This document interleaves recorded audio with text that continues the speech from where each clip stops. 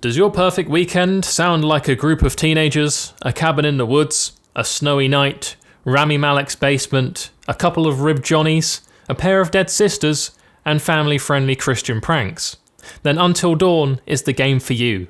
Let's meet the cast, shall we? Before we get into all that though, I'd like to inform you that today's video is sponsored by Ace Defender. Ace Defender is a high-quality SRPG with tower defense elements. The story is one about a rebellion in the Dragon Clan that threatens the balance of good and evil in the world. Our heroine, Alpedia the Silver Dragon Princess, escaped with the Creation Crystal to the human lands.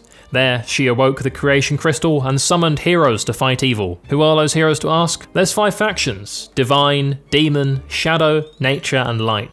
You will level up, combine heroes, and equip gear to create powerful lineups for solo, PvE, or PvP battle. With 48 heroes at launch and new heroes every 2 weeks, there's plenty to choose from. The solo battle is the Expedition, a single-player RPG storyline. It involves a mixture of authentic, turn-based RPG battle and tower defense modes. The gameplay can be put on 1x, 2x, or 4x speed, depending on how you like your action in solo mode.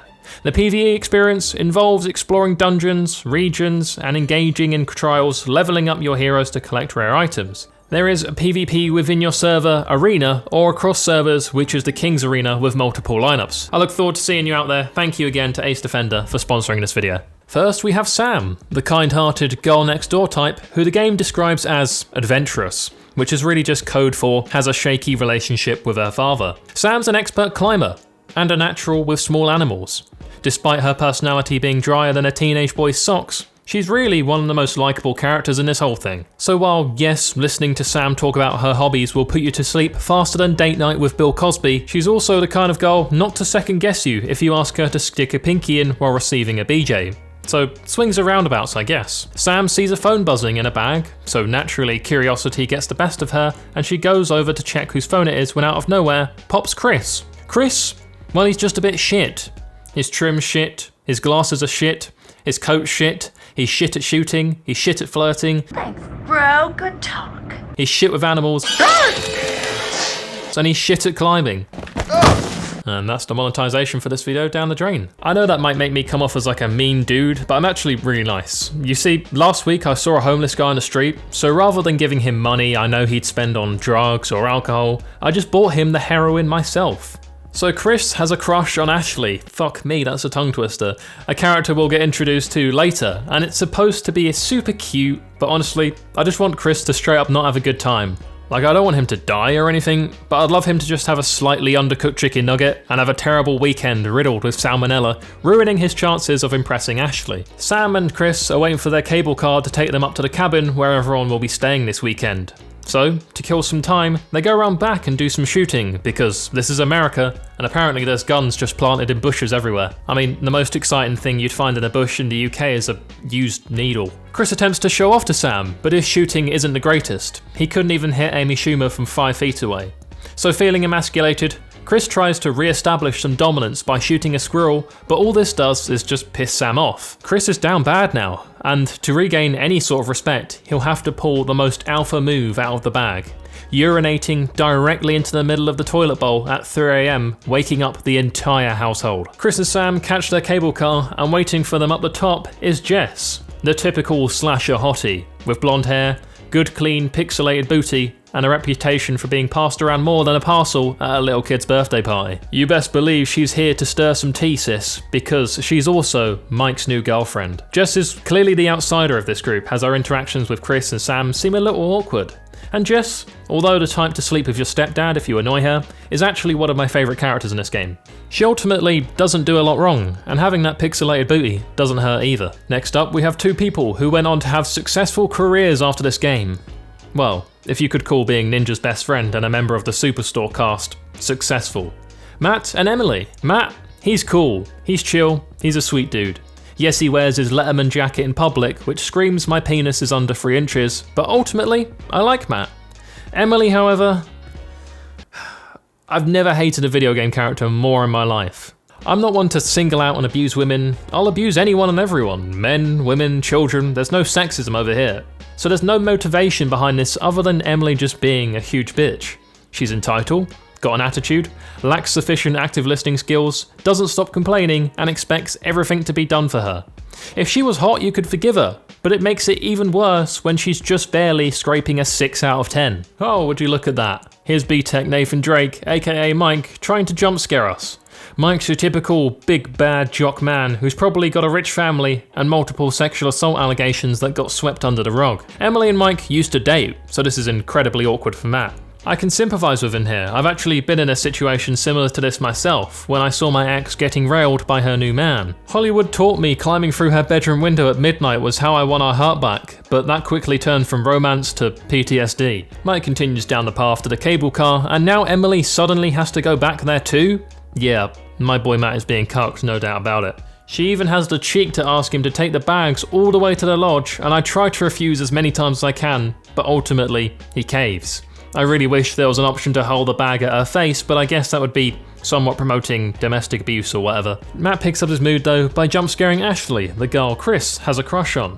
It turns out those feelings are mutual, and why she likes Chris I don't have a clue. Ashley is your typical quiet girl, not fully out of her emo stage yet, and definitely riddled with anxiety, so a relatable character for me. Another thing Ashley is honest, so when she catches Emily and Mike further down the trail hugging it out, she lets Matt take a peep. A hug doesn't mean much though, brothers and sisters hug. But I guess, according to educational adult videos, brothers and sisters also help each other get unstuck from the washing machine in various ways, so best hope there's no washer and dryer back in that cabin. And speaking of Mike, that's where we go next, to the new couple. How cute are these two, eh? Having a snowball fight, laughing, giggling, just taking one to the face from Mike and not for the first time. You know what really sets the mood though? A clinical first time snowball straight at a bird. Is it dead?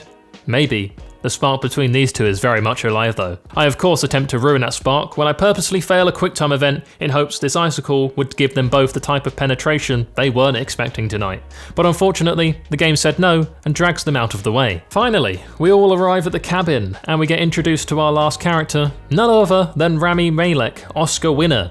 He plays Josh, a mentally unstable young lad who should probably talk to a therapist but is instead dealing with the death of his sisters by having a big sesh with the boys. You see, Josh's sisters is actually the reason why everyone was here, as a year ago, this whole group was staying in the cabin when they decided to play a family-friendly prank on Hannah, one of the sisters. Mike enticed her into a bedroom where she began to strip, only for everyone to reveal themselves with Chris holding a camera, which, considering she was underage, seems quite sus. Hannah, clearly distressed, runs out of the cabin like she was my father running out of my life. Her sister Beth goes after her, but unlike my dad, they wouldn't return 18 years later looking for money because they would be chased through the forest by a creature, ultimately resulting in both of them falling off a cliff to their deaths. Josh is now a broken man, and his family has been ripped apart due to the result of a prank. 2015 just hit different, everyone being inspired to do their own pranks, bigger and better, because Roman Atwood was out here giving his wife long-term trauma by pretending to blow up their own child. I mean, what a time to be alive it was. After Chris stepped up and stopped being shit for a minute, everyone gets in the cabin, where Emily instantly kicks off because Mike and Jess are cuddling. I mean, if giving someone a hug is really that offensive, my uncle would have got done for molestation years before he actually did. You couldn't buy a moldy loaf of bread with your skanky ass. Are you serious? Do you think that's insulting? That bitch is on crack or something. Big props to Jess for clapping back though, what a queen. And let's be honest, it's probably not the only clap she'll be giving out tonight. Josh has the great idea to tell Jess and Mike to go see if they can get the outhouse up and running, as he understands that spending 2 minutes in the same room as Emily will cause you to reconsider every life decision you've made that led to this moment. Josh, also completely unbeknownst to him, almost gets invited in for a threesome, but Mike clearly only shares with his boys once he's done with them. I think Josh was flirting with me. Okay. You want to invite him up with us? Wait, really? What? No. On the way to the outhouse, Jess has the idea of taking a selfie to remember this cute moment and mountain where 2 of her closest friends died just a year ago. Wow, think of the Instagram caption possibilities there. Unfortunately though, it would appear Jess has dropped a couple of pills and is absolutely off her face, as she can't even keep her eyes open to look straight into the camera. I was worried about Jess possibly catching a cold due to her light winter wear, but I'm also now worried about her keeling over from an OD halfway to this cabin. It would turn out neither of those things would happen, but Jess would still be in some danger because she'd lean on some rotten wood that was on a gate, completely collapsing it, falling into a mine shaft. Mike's all like, if only you could fall onto my shaft like that, baby girl. He doesn't actually say that. He instead shows a bit of compassion and joins her down there. Oh, wow, did you see that man behind Mike? It's either a serial killer or it's my uncle, and I honestly don't know which one is worse. This mineshaft isn't exactly where they want to be. It's damp, it smells, and while there's a recently lit cigar, recently lit candles, and animal bones just hanging around. This is usually the sign someone is occupying this space, and there's supposed to be no one else here.